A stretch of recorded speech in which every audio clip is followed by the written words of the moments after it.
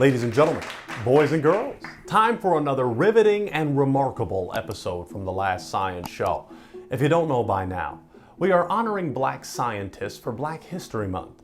For these last few episodes, we want to honor African American scientists that are making history today, right now. Let's talk about Dr. Alexis Simpkins.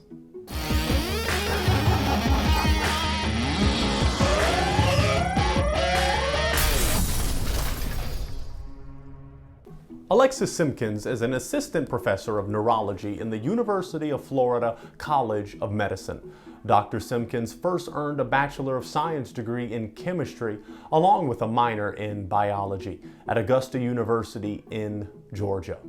Her interest in research was sparked as an undergrad during a summer program at the Medical College of Georgia. She was working in a lab to develop an assay that would allow blood to be accurately measured in an animal model of stroke, which could be used to assess the effectiveness of drugs being studied in the preclinical setting. Once Alexis learned how medical research could have such a broad impact on patient care, she could not envision a career without incorporating both clinical care and medical research. This experience set her on the path to becoming a vascular neurologist, a path that was solidified when her father had a stroke that affected his speech. Seeing firsthand how the ramifications of a stroke can drastically change a person's life greatly affirmed her choice to become a neurologist. Neurologists diagnose and treat disorders of the brain, spinal cord, peripheral nerves, muscles, and the involuntary nervous system that controls the heart, lungs, and other organs. They treat headaches, stroke, dementia, seizures, epilepsy, multiple sclerosis, sleep disorders, and neuromuscular diseases. Thank God for neurologists. She was then accepted into the dual doctoral program at the Medical College of Georgia in Augusta, obtaining her medical doctoral degree and a doctorate in vascular biology after investigating utility of a novel agent in vascular and neuroprotection in hypertension and stroke. She completed her internal medicine internship at the Medical College of Georgia in Augusta. Next, she completed a neurology residency at the Johns Hopkins Hospital in Baltimore. Dr. Simpkins completed her time in Maryland with a combined clinical and research vascular neurology fellowship at the National Institute of Neurological Disorders and Stroke. Dr. Simpkins is an active member in the American Heart Association and director of the CREST Initiative for Stroke Trainee and Fellow Research and Career Development in the Vascular Neurology Division. As a clinician scientist, she has a dual perspective that serves her well in both the clinic and at the bench. Her medical training has allowed her to ask research questions driven by the problems she sees her patients encounter and the limitations of treatment options that can be offered to patients. For example, patients can find it difficult to juggle taking multiple medications, such as separate drugs for hypertension, cholesterol, and diabetes. This can make medicine compliance an issue. With that in mind, the class of drugs that Dr. Simpkins was researching in graduate school had pleiotropic effects that could potentially reduce risk of cardiovascular disease and stroke, and thus limit the number of medications that would have to be prescribed, easing the burden on patients. In turn, her scientific training has provided her with critical thinking skills and the ability to separate meaningful information from the noise. It helped Simpkins gain the skills to review the clinical literature and decide what should become part of her clinical practice. It has also let her have a broader impact on patient care than she can achieve by treating individual patients. Dr. Simpkins' extensive educational background has provided her with a unique perspective and opportunity to make a difference. Thank you, Dr. Simpkins, for continuing to make a difference today. Your love for science and your desire to help those has made such a positive impact in many ways today. We appreciate you, Doc.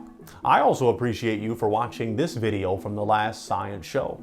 Continue to like, subscribe, comment, and share for more great content. Good morning, good afternoon, good evening, and good science.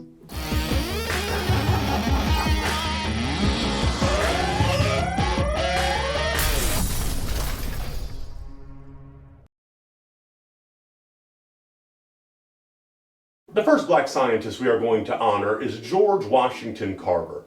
George Washington Carver was an African-American scientist and educator. Carver is famous for many inventions, including a number of uses for the peanut. George Washington Carver was born enslaved and went on to become one of the most prominent scientists and inventors of his time, as well as a teacher of the Tuskegee Institute. Carver devised over 100 products using one major crop, the peanut, including dyes, plastics, and gasoline. Carver was most likely born in 1864, enslaved in Diamond, Missouri, during the Civil War years. Like many children of the enslaved, the exact year and date of his birth are unknown. Carver was one of many children born to Mary and Giles, an enslaved couple owned by Moses Carver. A week after his birth, Carver was kidnapped along with his sister and mother from the Carver farm by raiders from the neighboring state of Arkansas. The three were later sold in Kentucky. Among them, only the infant Carver was located by an agent of Moses Carver and returned to Missouri. The conclusion of the Civil War in 1865 brought the end of slavery in Missouri.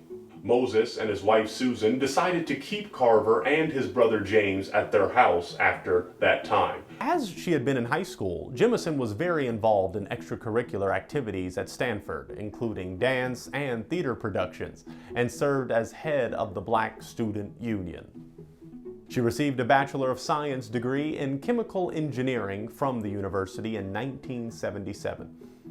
Upon graduation, she entered Cornell University Medical College and, during her years there, found time to expand her horizons by studying in Cuba and Kenya and working at a Cambodian refugee camp in Thailand. After Jemison obtained her MD in 1981, she interned at Los Angeles County / University of Southern California Medical Center and later worked as a general practitioner. For the next 2.5 years, she was the Area Peace Corps Medical Officer for Sierra Leone and Liberia, where she also taught and did medical research.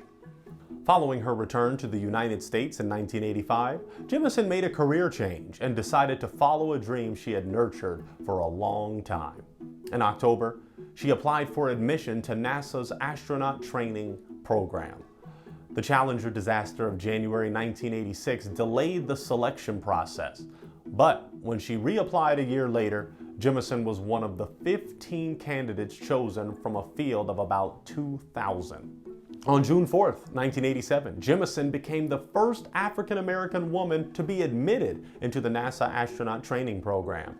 After more than a year of training, she became the first African-American woman astronaut, earning the title of Science Mission Specialist.